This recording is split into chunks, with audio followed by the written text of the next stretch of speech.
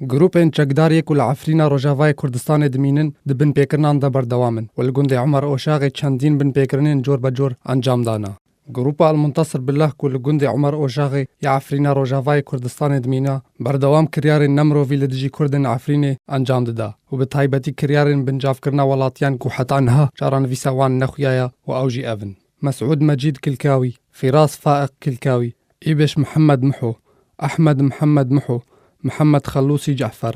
رشيد صبري محو،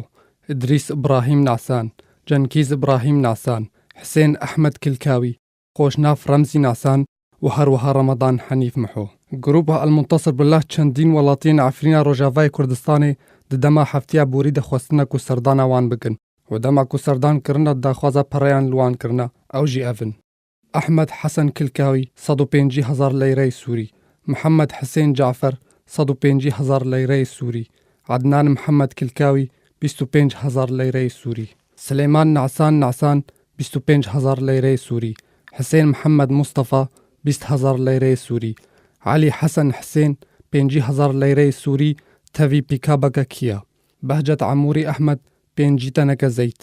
ريزان بهجت أحمد 1500 دولار أمريكي، محمد جميل كلكاوي 3 تنك زيت، زكريا إبراهيم جعفر 50,000 ليرة سوري، ريبر محمد أحمد كوجمي بريان ديار نكر، ريبر أحمد محو أويجي كوجمي بريان ديار نكر، هروها نوري محمد محو كو أويجي كوجمي بريان ديار نكر. يكجي كريارن كو چكدارن جروبا المنتصر بالله أنجام ددا آنينا كلو پلان بقرض دوكانن ولاتيان لداوية دجي قرض خو نادن